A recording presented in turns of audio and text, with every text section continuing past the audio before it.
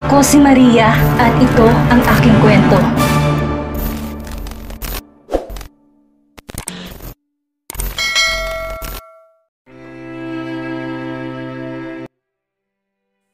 Ilang araw ang lumipas simula nang malaman nilang katotohanan at malapit na rin ang kasal nila Kendra at Jordan. Nakilala ng mga to ang anak nila Sarah. Nang malaman to ni Kendra, lalo na at tunay na pamangkin niyang mga bata ay tuwang-tuwa siya. Sa sobrang ingay nito, inasar niya pa ulit si Maximus na akala niya natatanda itong binata. Lalo na at isang gabi lang nilang ginawa ni Alicia ang triplets. Sana nga daw ay katulad nilang mag-asawa para kambal at triplets din ang anak nila. Hiyang-hiya din si Alicia ng mga oras na yon dahil walang preno ang bibig ng dalawa. Nalaman ni Alicia na kaya hindi niya alam ang tungkol kay Kendra dahil busy to sa ibang bansa kakahabol kay Jordan.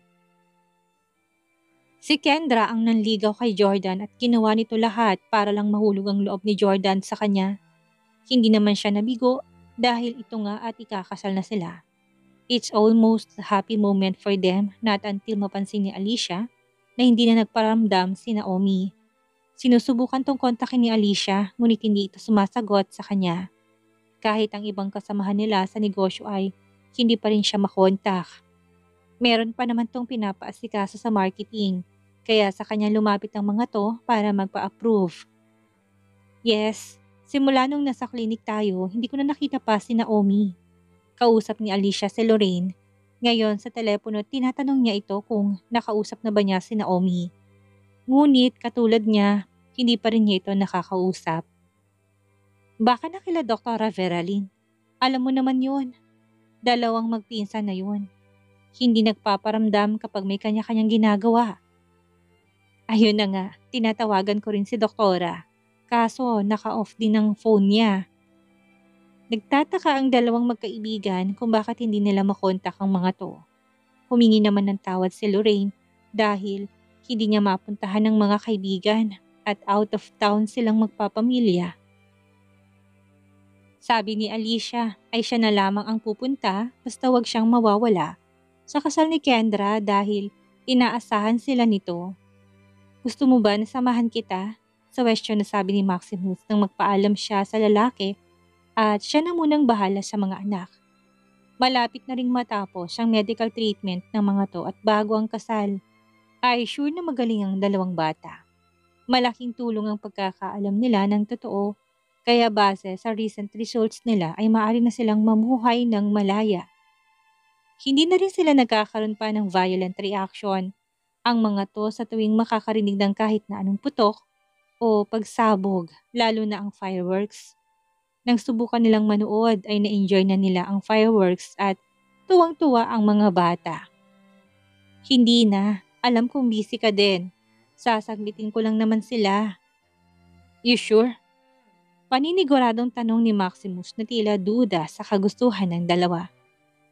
Oo naman, ano ka ba? Akala ni Alicia hindi na siya papayagan ni Maximus pero pumayag pa rin ito. Magkakasama na kasi sila ngayon sa dating bahay nila. Hindi na siya sa tinutuluyan niya natuloy kung hindi sa tinitirahan nila ni Maximus lalo pat nandun si Carlson. While si Sanya ay binibisita nila sa klinik. Habang nagmamaneho si Alicia ay napapaisip siya sa mga nangyari sa nakalipas na araw. Sino nga bang mag-aakala na magiging buo sila? Well, hindi pa ganun kabuo dahil wala pang anak nila na si Seth. Ang ibig niyang sabihin ay sinong mag-aakala na si Maximus ang ama ng mga anak niya. Sa ilang taon nilang pagsasama at pag-aakala na isang kontrata lang ang lahat ng iyon, ang ending sila rin pala.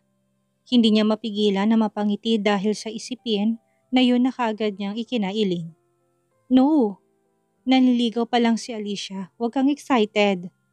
Ngunit kahit na anong paninermon niya sa sarili ay kinikilig pa rin talaga siya, kaya napapalo na lang siya sa kanyang manibela at nag-focus sa pagdedrive.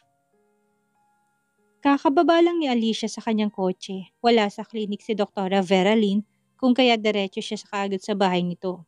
Buhay ang ilaw sa loob noon, kung kaya alam niyang nandoon ang babae. Nagtataka nga siya kung bakit hindi ito sumama kay Naomi na manirahan sa isang bahay. Dapat nga ay magkakasama sila, ngunit dahil nga hindi naman niya inaasahan na magiging okay sila ni Maximus ay hindi siya nakasama sa mga ito. Bukas ang gate kung kaya pumasok na siya para sa pinto na mismo kumatok. Dahil bukas ang pintuan, ay naisipan niyang isurprise ito. Dahan-dahan siyang naglakad papasok sa loob, lalo na't naaamoy niyang niluluto ng kaibigan. Sakto, nagugutom pa naman siya. Nakita niya ito na nakatalikod sa kanya habang nagluluto kaya binilisan niyang paglalakad. Huli ka! Ay kalabaw! Nabitawan ni Doktora Veralyn ang sandok na hawak dahil sa pagkagulat na siyang ikinatawa naman ni Alicia. Grabe! Ilang kape ba ang iniinom mo sa araw-araw at gulat na gulat ka? Alicia? Hindi makapaniwala si Doktora Veralyn nang makita niya ang kaibigan. Kaagad na bumilis ang tibok ng kanyang puso at hindi na mapakali. Unang pumasok sa isip niya ay ang anak. Anumang oras ngayon ay maaari nitong makita ang kanyang anak. Sino pa ba? Ikaw, nag-iiwan ka ng bukas na gate. Isara mo naman lalo na't mag-isa ka na lang. At saka sakto palang dating ko, nagugutom na rin ako. Naglakad si Alicia papunta sa table na naroroon at naupo. Hindi pwedeng malaman ni Alicia tungkol sa anak ko.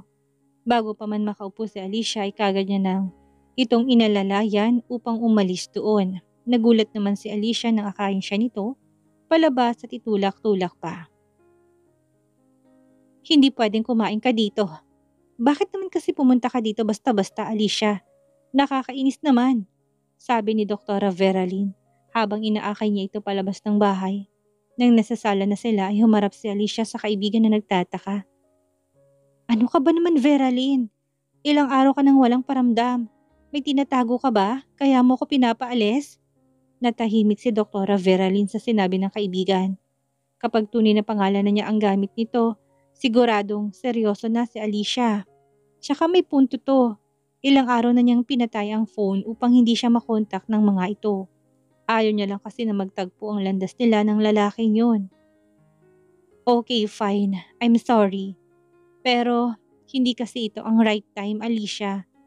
Bukas, please, bukas tayo mag-usap. For now, umuwi ka na muna, please. Gusto ko muna ng me time bago ko sabihin ang problema. Doon na kumpirma ni Alicia na meron ngang problema. Hindi naman niya ito pipilitin dahil hahayaan niya na ito mismo ang kusang magsabi sa kanya.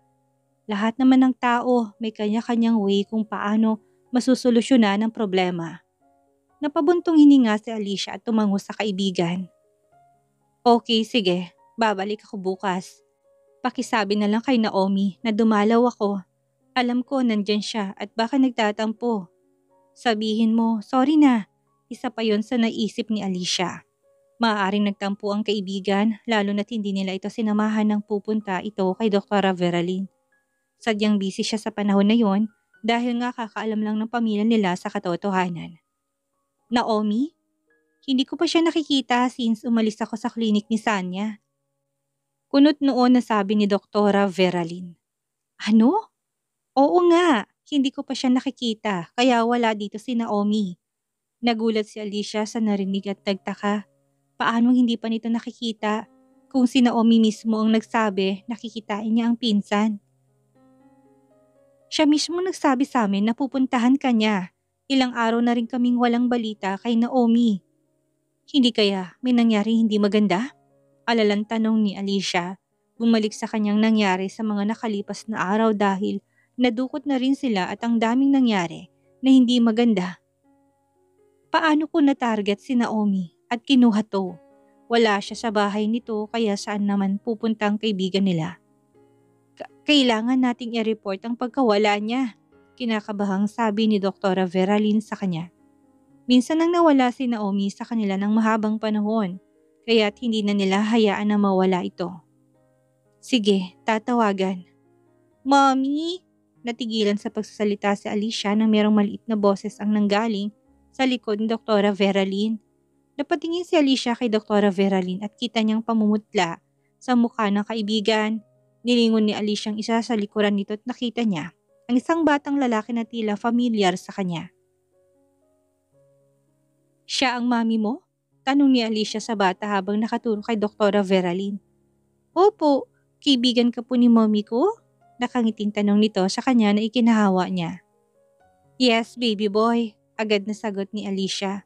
Tumingin ito kay Doktora Veralyn na may look na magpaliwanag ka mamaya bago niya nilapitan ng bata.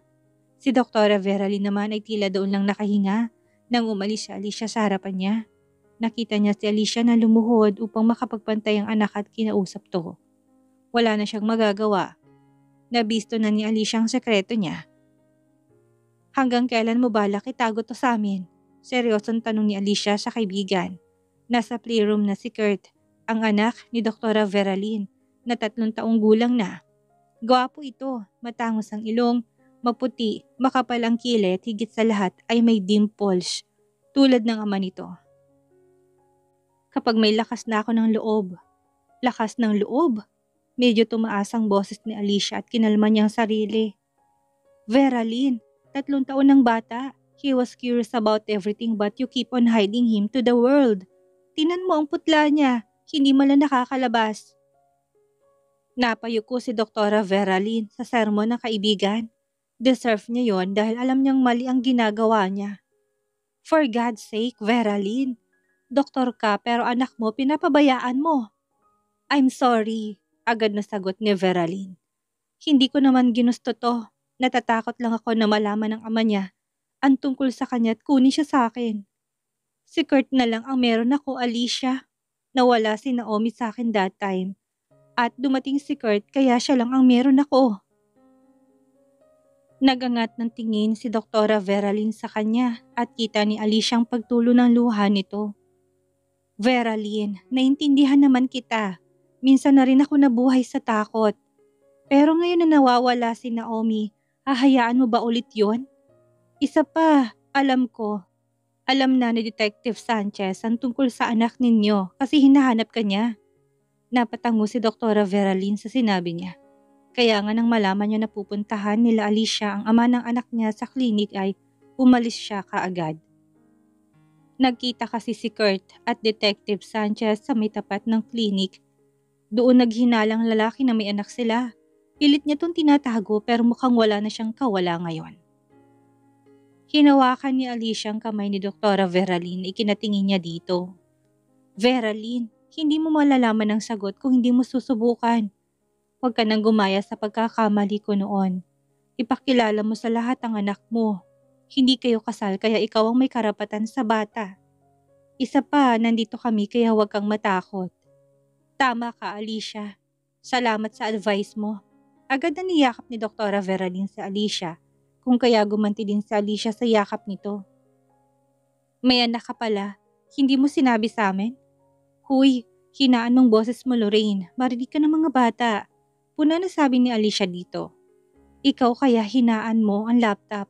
Natawa sila sa sinabi ni Lorraine at muling tumahimik para makinig sa sasabihin ni Doktora Veralyn. Naruroon sila ngayon sa klinik. Kompleto sila para kay Lorraine na nasa out of town kung kaya nakikinig lang ito mula sa laptop. Ayon kay Doktora Veralyn, nagkakilala sila ni Detective Sanchez sa pangalan nito na Conrad noong nawala sila na Naomi at ang triplets. Madalas silang magkasama mula umaga hanggang gabi dahil sa paghahanap sa mga ito. Hindi na nga nagtatrabaho si Veralyn sa klinik niya at kay Detective Sanchez na ito lagi nakabuntot. Naruroon pa na magkasama silang natutulog dahil iniintay niya na magkaroon ng balita ng maganda. Until one day, nalasing silang dalawa. Nagising na lang siya na may nangyari sa kanila at simula noon, iniiwasan na niya ang lalaki. Nakipag-usap siya dito pero iniiwasan niya na pag-usapan ang nangyari until nalaman niya na buntis siya. Simula noon, hindi na siya nakipagkita sa lalaki. Nagkita na lang ulit sila noong mawala si Alicia at Sanya. Doon na nagsimula na magkaroon muli sila ng communication. Tuwing magkikita sila, hindi siya nito tinitigilan. Kaya todo tago naman siya ng katotohanan sa lalaki. Takot siya na makita ng lalaki ang kanilang anak. Si Kurt, mabait, matalino at masunuring bata si Kurt. Sa edad nitong 3 ay nakakaintindi na ito agad at malayang na-express ang kanyang nararamdaman. Noong panahon na bumalik si Alicia at nagkasama sila ni Shania, ay nasa kaibigan niyang anak at pinapabantayan niya. Yun nga lang, kamukha ito ng ama niya, si Conrad. Iha, hindi sa nangingialam ako pero wag mo nang gayahin ng anak ko. Sabi ng ama ni Alicia na ikinatango nila. Yun ngang sinabi ko sa kanya, Papa, ayoko may masayang na oras para sa inyo. Isa pa, hindi mo naman alam ang reaksyon ni Detective Sanchez kung sakaling makikita niyang anak ninyo. Tama si Alicia, Veralyn. Isa pa, nawala si Naomi, siya lang din ulit ang makakatulong sa atin bukod kila Maximus. Dugtong na sabi ni Lorraine na nasa kabilang linya. Yun nga ang bala ko, tangong sabi ni Dr. Veralyn at ngumiti ng bahagya. Ang inaalala ko lang ang anak ko. Sabay lingon nito sa anak na kalaro nila Sanya at Cartson. Nakikita ko na matalinong anak mo, Veralyn. Napatingin sila kay Maximus na magsalita ito. Noong makilala ko si Cartson, hindi ko pa alam na anak ko siya o kahit na si Alicia. Kita ko sa kanyang nakikita ko kay Kurt ngayon. Tahimik siya, nakikinig bago magsalita. Nang ipakilala mo nga kami, nakangiti pa siya sa amin at binati kami. Ngayon nakalaro nilang mga anak namin. Kita ko na mabilis siyang naka-cope up sa mas matatanda sa kanya. Sumang-ayon sila sa mahabang sinabi ni Maximus. Kung titignan mo ang tatlo ay maliliit ang kanilang katawan, ngunit kung kakausapin mo ay mapapaisip ka kung bata ba talaga ang kausap nila. Siguradong maintindihan ka niya. Naniniwala si Dr. Veralyn sa advice sa kanya ng mga kaibigan niya. Sa bagay, una pa lang naniwala na siya kay Alicia. Ngayon na lang ulit niya naramdaman na meron siyang kasama o hindi kaya naman ay napagsasabihan siya. Ngayon na nawawala si Naomi ay kailangan na niyang magmadali. Maniwala ka sa akin, magiging maayos din ang lahat. Ngumiti si Dr. Veralyn na sabihin niyo ni Alicia sa kanya. Nasa tapat sila ngayon ng bahay nito dahil hinatid nila ang mag-ina. Nakausap na rin ni Dr. Veralyn si Conrad at siguradong papunta na ito ngayon sa kanila. Ayon dito ay kakausapin niyang anak bago dumating si Detective Sanchez para na rin hindi tumabigla sa malalaman. Salamat Alicia, sayo na rin Maximus. Salamat sa inyong lahat. Ngumiti ang dalawa sa kanya't nagpaalam na dito. Si Maximus kasi ang nagmaneho papunta sa bahay ng babae. Magkasabay nilang tinanaw ang papasok na figura ni Dr. Veralyn at Kurt sa loob. Bye Tito Maximus at Tita Alicia. Kaway na sabi ni Kurt sa kanila. Kumaway din pabalik ang dalawa habang nakangiti hanggang sa mawala na ang figura ng mga to. Alam ni Alicia na kinakabahan si Veralyn dahil minsan na rin siyang nasa sitwasyon nito. Marami na siyang pinayo sa kaibigan. Sana lang ay maging maayos ang pag-uusap nila ni Conrad. Kung sakali man na hindi maging okay, nandun siya para suportahan ng mag-ina sa kahit na anong sitwasyon. Hindi niya ito iiwan gaya ng hindi nito pag-iwan sa mga anak niya at kay Naomi. Nang umalis si Alicia at Maximus sa bahay ni Dr. Veralyn, pinaupo niya na munang anak sa sofa upang doon kausapin. Naupo siya sa sahig upang makapantay ito at mangitian. What's the matter, Mommy? Takang tanong ni Kurt sa kanya. Umiling si Dr. Veralyn at sumagot. Hindi anak, merong sasabihin si Mommy. Hindi na sumagot ang bata sa kanya, tinantay kung anong sasabihin ng ina. Hindi alam ni Veralyn kung saan siya magsisimula o kung paano niya ito sasabihin sa anak. Pero pumasok sa isip niya mga sinabi sa kanya ni Maximus at Alicia. Kung kaya, huminga siya ng malalim at nagsalitang muli. Hindi ba sabi ko sa iyo anak, ang daddy mo nasa malayo? Opo, at nililigtas sa mga mamamayan. Ang totoo, nagsinungaling si Mommy. Ang daddy mo isang detective.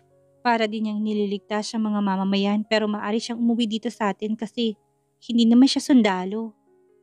Kung ganun, uuwi na po si daddy? Excited na sabi ni Kurt sa kanya na ikinatango nito. Ganun na nga anak, pero matagal kitang itinago sa daddy mo. Ngayon lang din niya malalaman ng totoo tungkol sa'yo.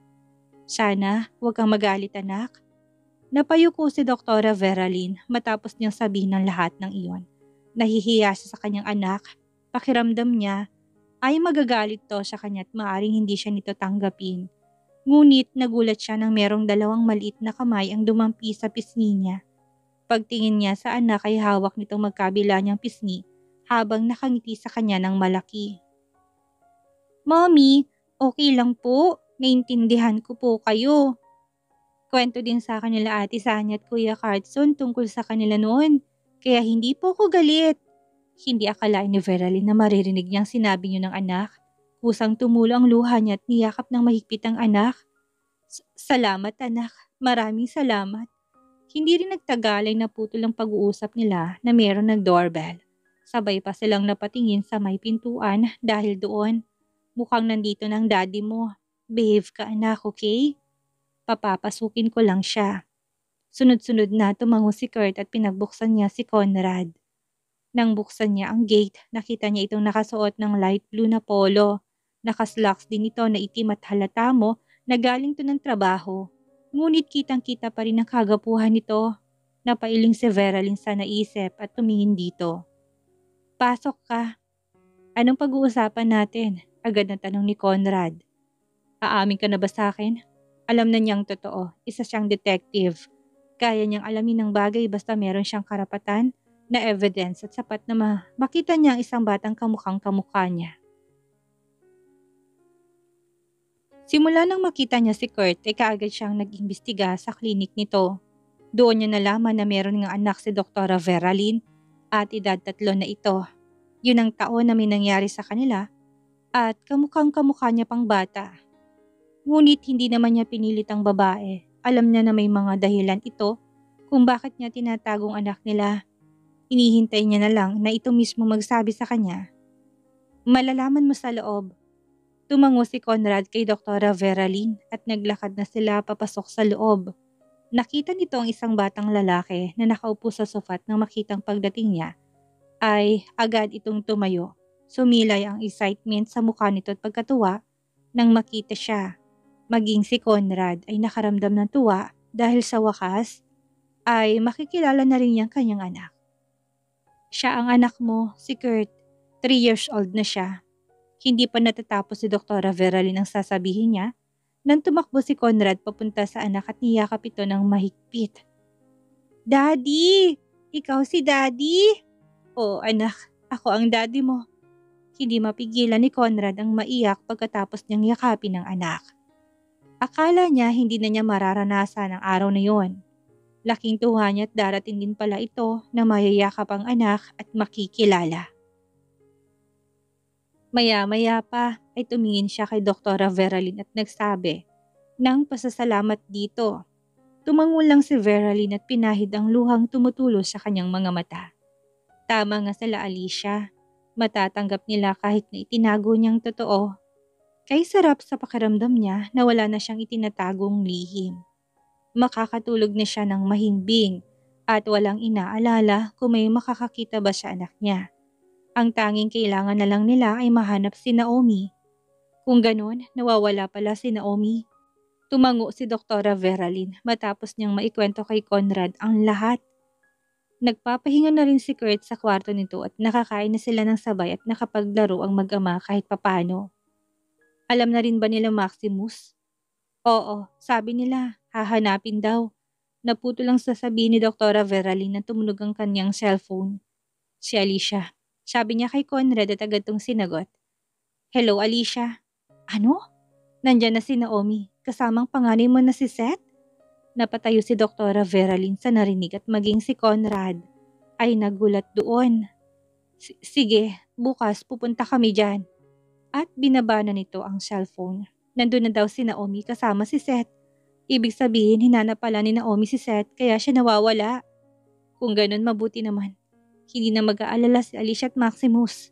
Napaupo si Dr. Veralyn pabalik siya kinaupuan niya kanina. Pero paano niya nahanap si Seth? Hindi ba't wala siyang alam kung nasan to? Malalaman natin yan bukas. Napatango si Dr. Veralyn sa sinabi ni Conrad. Ano nga kaya talagang nangyari?